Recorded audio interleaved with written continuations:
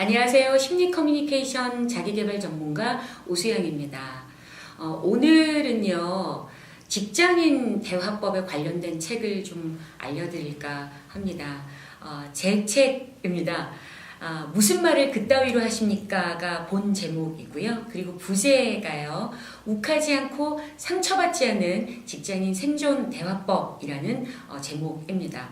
사실은 우리가 이제 직장 생활을 하다 보면 많은 상사분들과 그리고 이제 동료들 사이에서도 소통의 어려움을 겪으면서 무슨 말을 쟤는 저 따위로밖에 하지 못하지라는 생각을 할 때가 많습니다. 그래서 이렇게 도발적인 책 제목에 무슨 말을 그따위로 하십니까? 라는 책 내용을 가지고 오늘 리딩을 해드릴까 합니다.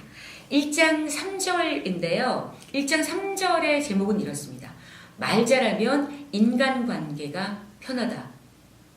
부제는 이렇습니다. 말을 잘한다라는 것은 유창하게 말한다는 게 아니다. 처음에 이렇게 시작을 합니다. 평생 직장이 사라진 요즘 퇴사는 누구나 한 번쯤 경험하게 되는 일이다.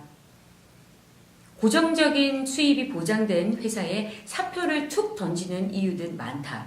그 가운데 어떤 대표적 이유로 직장인들이 회사 문 밖으로 뛰쳐나오는 걸까? 취업포털 인크루트의 2018년 설문조사에 따르면 대표적인 4가지 이유가 다음과 같다. 먼저 첫 번째가 이겁니다. 업무로드가 많거나 업무 구조가 비상식적일 때 이게 27.8%에 해당이 됐습니다. 두 번째가요, 동기나 상사 등 직장 동료와 관련해 문제가 생겼을 때 이 경우가 18.6%에 해당이 되네요. 그리고 세 번째가요, 이직 제안을 받거나 혹은 이직을 확정지었을 때 이 경우가 14.8%에 해당이 됩니다.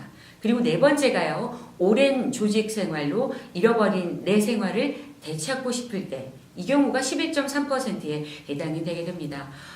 우리 시청하시는 직장인 여러분들은 어떠세요? 어느 경우에 해당이 되셔서 직장을 이직하게 되는 경우들이 생기게 되나요?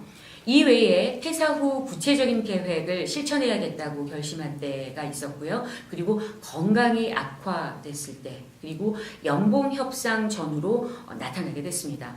여기서 주목할 사실이 있는데요. 책에는 이렇게 기술을 하고 있습니다. 바로 두 번째 부분이다. 이는 곧 인간관계의 문제다. 18.6%의 직장인이 업무 문제가 아니라 인간관계 문제 때문에 퇴직을 한다라는 말입니다.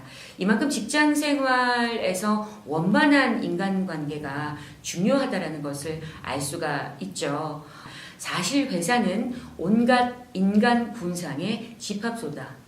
여러 성격의 직장인들이 모여서 생활하다 보면 소통에 차질이 생겨 관계에 금이 가는 일이 벌어지게 된다. 성질 급한 상사는 한시도 입을 다물지 못하고 이거 해라 저거 해라 지시를 하게 되는 경우다. 또한 권위적인 상사는 시도 때도 없이 욕설과 폭언을 남발하게 됩니다. 아마 이런 경우들도 많이 경험해 보시지 않았나 싶습니다. 부하 직원들은 소통이 안 되는 상사의 경우에 뒷담화를 하는 일이 허다하고요. 동료들도 마찬가지가 아닐까 싶습니다. 사소한 일로 서로 상처 주는 말을 내뱉는 일이 비일비재하게 되는데요. 만약 사람을 대신해 로봇이 일을 한다면 이러한 관계의 잡음이 생길 리가 없을까요? 그러나 사람은 감정의 동물입니다. 사람들과 부대끼는 동안 부시불식 중에 상대의 감정을 해치거나 혼자 감정이 상하는 일이 많습니다. 그 정도가 심해져서 도저히 견딜 수 없을 때 마침내 퇴직을 결심하게 되는데요. 따라서 직장 생활을 오래 하고 더 만족스럽게 하려면 관계가 삐거덕거리는 문제를 잘 해결해야 할 텐데요. 인간관계의 문제를 해결하는 방법은 다양합니다. 그 가운데서 일상적으로 쉽게 접할 수 있는 게 바로 대화법입니다. 다년간 기업체에서 소통 강의를 하면서 수많은 직장인 분들과 상담을 해본 결과 관계의 문제를 풀기 위해서는 무엇보다 대화법이 중요하다라는 결론을 얻게 됐습니다.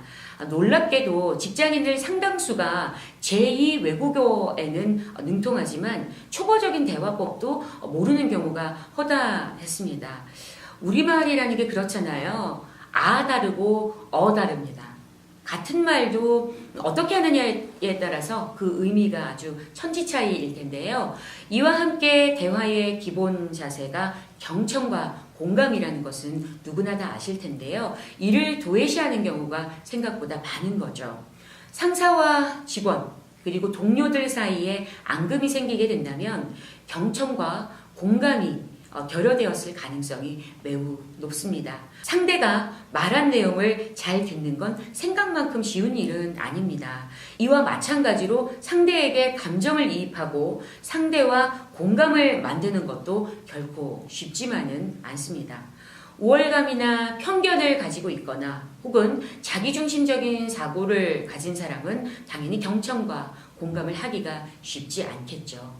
그래서 늘 불통이 생기고 관계가 삐거덕거리면서 불편한 감정이 생기게 됩니다.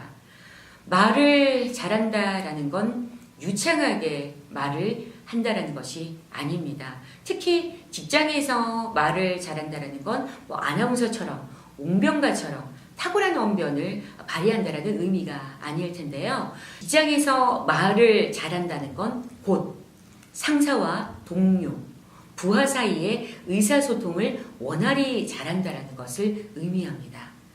이렇게 말을 잘하는 직원은 인간관계에서 불필요한 오해와 스트레스, 격한 감정을 경험하는 일이 적게 되는 거죠. 말을 잘하면 인간관계가 편하고 직장생활이 만족스럽게 됩니다. 자, 그러면 여기 이 책의 1-3에 개당내는 부분에 전체 팁을 정리해서 알려드리도록 하겠습니다.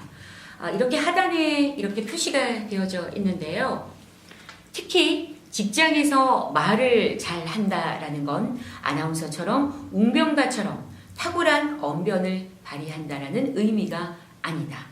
직장에서 말을 잘한다는 건 곧 상사와 부하, 동료 사이의 의사소통을 원활히 잘한다라는 것이다.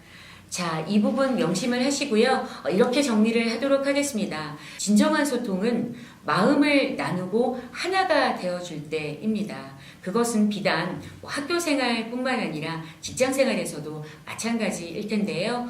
부하 직원 그리고 동료 그리고 상사의 말을 들어주고 마음을 나누고 하나가 되어줄 때 직장 생활을 원활히 잘 할 수 있는 리더가 되지 않을까 싶습니다. 오늘 내용은 여기까지고요. 1-3 무슨 말을 그따위로 하십니까? 라는 직장인 생존대화법의 책의 내용을 알려드렸습니다. 저는 또 다음 시간에 뵙도록 하겠습니다. 여러분 고맙습니다.